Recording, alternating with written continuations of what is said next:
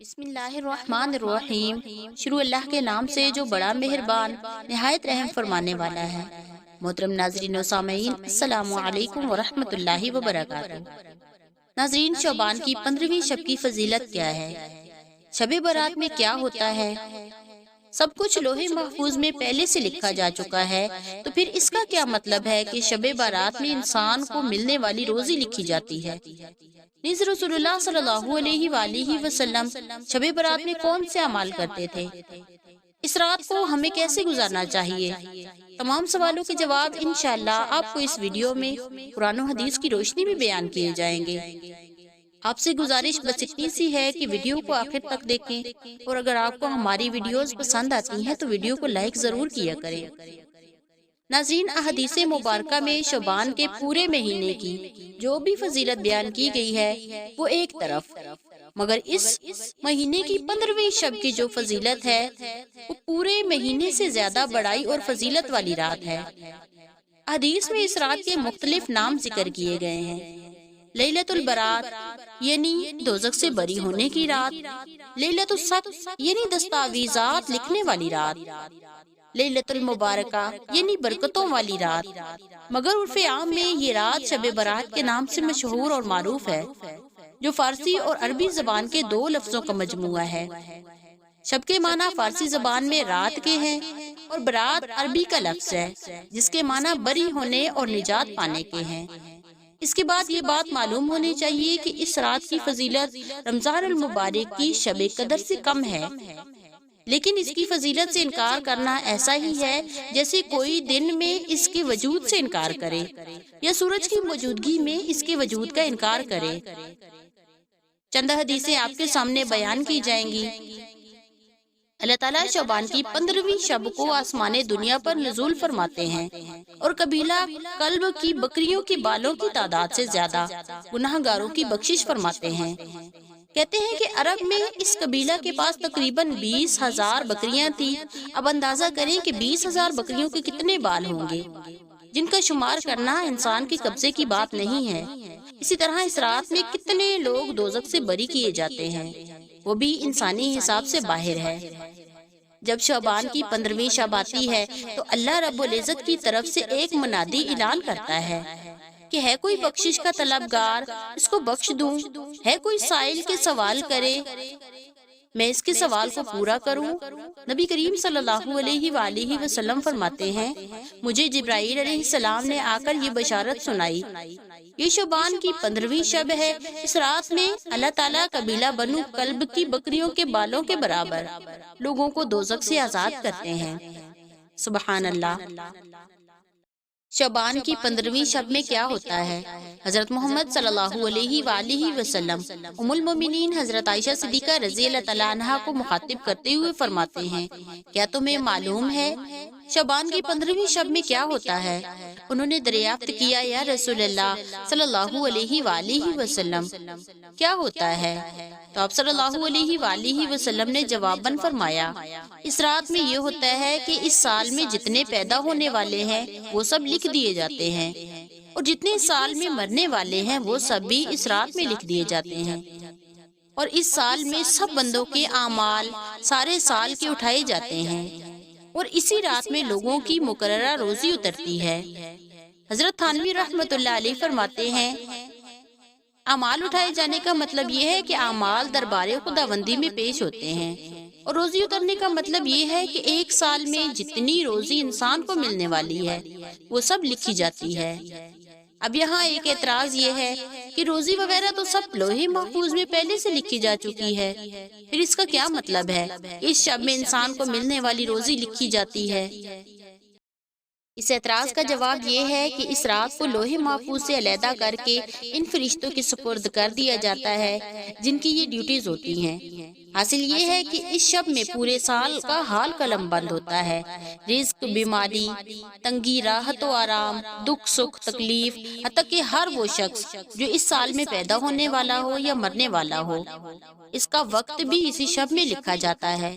एक रिवायत में है, इस महीना की 15वीं शब में मुल्कुल मौत को एक रजिस्टर दिया जाता है और हुक्म दिया जाता है कि पूरे साल में मरने वालों के नाम इस रजिस्टर से नकल कर लो। کوئی آدمی کھیتی باڑی کرتا ہے، کوئی نکاح کرتا ہے، کوئی کوٹھی اور بلڈنگ بنوانے میں مشغول ہے، مگر اس کو یہ معلوم نہیں کہ میرا نام مردوں کی فہرست میں لکھا جا چکا ہے۔ اور ایک اور روایت میں فرمایا گیا کہ سال بھر میں ہونے والے واقعات اس شب میں لکھ دیے جاتے ہیں۔ پیدا ہونے والے، حج کرنے والے، پھر ان میں نہ کمی ہوتی ہے نہ زیادتی ہوتی ہے۔ نبی کریم صلی اللہ علیہ وآلہ وسلم کا شعبان کی 15ویں شب میں کیا معمول تھا؟ وہ ام المومنین حضرت عائشہ صدیقہ رضی اللہ تعالیٰ عنہا کی اس حدیث سے پوری طرح واضح ہو کر سامنے آ جاتا ہے۔ آپ رضی اللہ تعالیٰ عنہ فرماتی ہیں، میں نے ایک رات آپ صلی اللہ علیہ وآلہ وسلم کو بستر پر نہ پایا، بس میں آپ کی تلاش کے لیے نکلی تو آپ کو بقی قبرستان مدینہ میں پایا۔ آپ صلی اللہ علیہ وآلہ وسلم نے فرمایا، اے عائشہ، کیا تجھے اس بات کا ڈر تھا کہ اللہ اور اس کا رسول تیرے ساتھ زیادتی کرے گا؟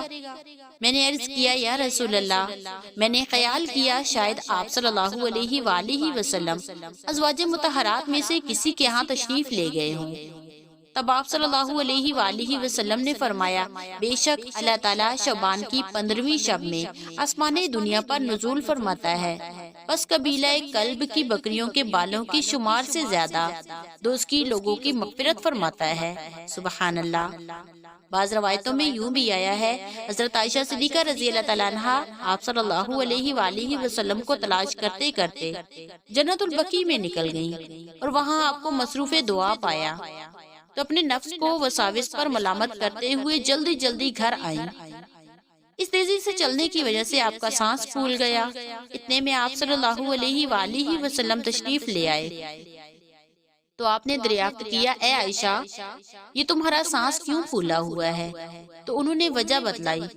اس پر آپ صلی اللہ علیہ وآلہ وسلم نے فرمایا، مجھے جبرائیل علیہ السلام نے آ کر بتایا ہے، آج یہ شعبان کی 15ویں شب ہے۔ اس رات میں اللہ تعالیٰ اپنے اتنے گناہ گار بندوں کو جہنم سے نجات دیتا ہے جتنے کے قبیلہ کلب کی بکریوں کے بال ہیں۔ اللہ اکبر۔ 15ویں شب میں نبی کریم صلی اللہ علیہ وآلہ وسلم کون سی دعائیں پڑھتے تھے؟ حضرت عائشہ صدیقہ رضی اللہ تعالیٰ عنہ فرماتی ہیں، میں نے جب کان لگا کر غور سے سنا تو آپ صلی اللہ علیہ وآلہ وسلم یہ دعا فرما رہے تھے، یا اللہ، میں تیرے عفو کی پناہ چاہتا ہوں تیری سزا سے، اور تیری رضا کی پناہ چاہتا ہوں تیرے غصہ سے، اور پناہ چاہتا ہوں تیری سختیوں سے۔ یا اللہ، میں آپ کی تعریف کا شمار نہیں کر سکتا، آپ کی ذات ایسی ہی بلند بالا ہے جیسے آپ نے خود فرمایا۔ سبحان اللہ۔ حضرت عائشہ صدیقہ رضی اللہ تعالیٰ عنہا نے دریافت کیا، یا رسول اللہ، آپ صلی اللہ علیہ وآلہ وسلم رات کو یہ دعا پڑھ رہے تھے؟ تو آپ نے فرمایا، ہاں، تو بھی یہ کلمے یاد کر لے اور دوسروں کو بھی بتلایا کر۔ جبرائیل علیہ السلام نے مجھے یہ کلمے بتائے ہیں اور کہا ہے ان کلموں کو سجدہ میں بار بار پڑھا کرو۔ آپ صلی اللہ علیہ وآلہ وسلم نے سجدہ میں کیا دعا مانگی؟ سجدہ میں ان الفاظ کے ساتھ دعا مانگی، سجدہ کیا تجھ کو میرے ظاہر و باطن نے، اور ایمان لایا میں سچے دل سے تجھ پر، تو یہ میرا ہاتھ ہے اور جو کچھ میں نے اس سے اپنی جان پر گناہ کیے ہیں، اے عظمت و بزرگی والے معاف فرما دے ان بے شمار گناہوں کو۔ سجدہ کیا میں نے اس ذات اقدس کو جس نے انسان کو پیدا فرمایا اور صورت بنائی اور کان اور آنکھیں دی۔ شعبان کی 15ویں شب میں داؤد علیہ السلام یوں دعا فرمایا کرتے تھے، اے اللہ، اے داؤد علیہ السلام کے پروردگار، ہر اس شخص کو بخش دے جو آپ سے اس رات میں دعا مانگے یا بخشش چاہے۔ حضرت علی رضی اللہ تعالیٰ عنہ اس رات میں اپنے گھر سے باہر تشریف لائے اور آسمان کی طرف بار بار نگاہ اٹھا کر دیکھا اور اس طرح بار بار باہر آ کر دیکھتے رہے۔ پھر فرمایا، داؤد علیہ السلام ایک رات کو ایسی ہی مبارک ساتھ میں اپنے گھر سے باہر تشریف لائے اور فرمایا، یہ ایسی ساتھ ہے، یہ ایسی گھڑی ہے، اس میں اللہ تعالیٰ سے جو دعا خیر بھلائی مانگی جائے وہ قبول فرماتا ہے۔ اس کے بعد آپ نے دعا فرمائی۔ بہت سی حدیثوں میں یہ بیان کیا گیا ہے کہ بہت سے بد نصیب ایسے ہیں اس برکت والی رات میں بھی رحمت خداوندی سے محروم رہتے ہیں۔ 15ویں شب میں کن لوگوں کی بخشش نہیں ہوتی؟ ان کو مد نظر رکھتے ہوئے ہم یہاں بدقسمت لوگوں کی فہرست بیان کرتے ہیں تاکہ عبرت حاصل ہو۔ مشرک، جادوگر، کاہن نجومی، ناجائز بغض اور کینہ رکھنے والا، باجا بجانے والا اور ان میں مصروف رہنے والا، ٹخنوں سے نیچے پاجامہ لنگی وغیرہ رکھنے والا، زانی مرد و عورت، والدین کا نافرمان، شراب پینے والا اور اس کا عادی، رشتہ داروں اور مسلمان بھائی بہن سے ناحق قطع تعلق کرنے والا، یہ وہ بدقسمت لوگ ہیں جن کی اس بابرکت اور عظمت والی رات میں بھی بخشش نہیں ہوتی اور رحمت خداوندی سے محروم رہتے ہیں۔ اس لیے ہر مسلمان کو چاہیے کہ اپنے گریبان میں جھانکے اور غور و فکر کرے کہ ان عیبوں میں گرفتار تو نہیں ہے۔ اگر اپنے میں یہ برائی پائے تو توبہ کرے، پھر حق تعالی شانہ کی طرف رجوع کرے۔ یہ خیال نہ کرے کہ میرے اتنے زیادہ گناہ ہیں، کیسے معاف ہوں گے۔ اللہ تعالیٰ بڑی بخشش کرنے والا ہے، بڑا معاف کرنے والا ہے۔ 15ویں شعبان میں روزے کا حکم کیا ہے؟ اگرچہ روزہ فرض یا واجب نہیں ہے بلکہ نفل ہے، مگر اس کا بڑا ثواب ہے، کیونکہ صرف نفلی روزہ کا بھی نبی کریم صلی اللہ علیہ وآلہ وسلم نے بڑا ثواب بیان فرمایا ہے۔ مثلاً آپ صلی اللہ علیہ وآلہ وسلم نے ارشاد فرمایا، جس شخص نے اللہ تعالیٰ کی رضا کے لیے ایک دن کا نفل روزہ رکھا تو اللہ تعالیٰ اس کو دوزخ سے 70 برس کے فاصلہ پر دور کر دیں گے۔ سبحان اللہ۔ اسی طرح آپ صلی اللہ علیہ وآلہ وسلم نے فرمایا، جس شخص نے اللہ تعالیٰ کی رضا کے لیے ایک دن کا روزہ نفل رکھا تو اللہ تعالیٰ اس کو دوزخ سے اتنا دور کر دے گا جتنا کوا بچپن سے بڑھاپے تک اڑتا رہتا ہے۔ حدیث میں نبی کریم صلی اللہ علیہ وآلہ وسلم نے کوے کی مثال کیوں دی؟ اس کی وجہ علماء نے یہ بیان فرمائی ہے کہ جانوروں میں اس کی عمر بہت زیادہ ہوتی ہے۔ بعض علماء کرام نے لکھا ہے کہ اس کی عمر 700 سال ہوتی ہے۔ بہرحال ہمارے نزدیک حدیث کا مطلب یہ ہے کہ اگر کوئی ایک نفل روزہ صرف اللہ تعالیٰ کی رضا اور خوشنودی حاصل کرنے کے لیے رکھے گا تو اس کی برکت سے روزہ دار اور دوزخ میں بے شمار اور بے حساب دوری ہو جائے گی۔ جب عام نفلی روزہ کا اتنا ثواب ہے تو جن روزوں کی حدیث مبارکہ میں ثبوت ملتا ہے ان کا کتنا ثواب ہوگا۔ اسی سے شب برات کے روزہ کے ثواب کا اندازہ کیا جا سکتا ہے۔ اس کے بعد شب برات کا روزے کا حکم ملاحظہ فرمائے۔ حضرت علی رضی اللہ تعالیٰ عنہ فرماتے ہیں، رسول اللہ صلی اللہ علیہ وآلہ وسلم نے فرمایا، جب شعبان کی 15ویں شب آئے تو رات کو قیام کرو، یعنی نمازیں پڑھو اور اگلے دن روزہ رکھو۔ اس حدیث سے شعبان کی 15ویں تاریخ کے روزے کا حکم معلوم ہوتا ہے۔ یہ حکم استحبابی ہے، یعنی اگر کوئی رکھے تو ثواب، نہ رکھے تو کوئی گناہ نہیں ہے۔ 15 شعبان کے روزہ کے ثواب کا بہتر طریقہ۔ اگرچہ نبی کریم صلی اللہ علیہ وآلہ وسلم اس مہینہ میں بہت زیادہ روزے رکھا کرتے تھے اور امت کو بھی اس کا حکم دیا، اس مہینہ میں روزے رکھیں اور حق تعالی شانہ کی خوشنودی رضا حاصل کریں۔ اس کا بہتر طریقہ یہ ہے کہ اس مہینہ میں 15 تاریخ کا ایک روزہ رکھنے کی بجائے 13، 14 اور 15 ان تینوں تاریخوں کے روزے رکھیں۔ ان تاریخوں کی روزوں کی بہت زیادہ حدیث میں فضیلت بیان کی گئی ہے۔ یہ ایام بیض کے روزے کہلاتے ہیں۔ نبی کریم صلی اللہ علیہ وآلہ وسلم ایام بیض کے روزے سفر و حضر میں کبھی نہیں چھوڑتے تھے۔ نبی کریم صلی اللہ علیہ وآلہ وسلم نے حضرت ابو ذر رضی اللہ تعالیٰ عنہ سے فرمایا، اے ابو ذر، جب تو روزے رکھنا چاہے تو مہینہ کی 13، 14، 15 کے روزے رکھ۔ ہر مہینہ میں یہ 3 روزے رکھنے کی ایک برکت یہ بھی بیان کی گئی ہے، دل کا کوٹ اور وسوسے سے دور ہو جاتے ہیں۔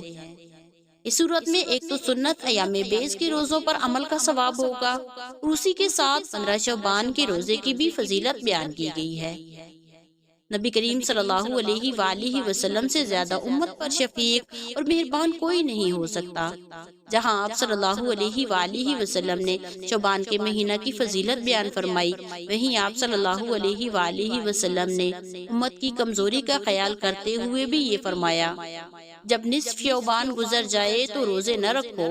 اس ممانعت میں یہ راز ہے کہ آدمی میں کہیں روزے رکھتے رکھتے کمزوری آ جائے اور اس کا اثر رمضان کے روزوں پر پڑے۔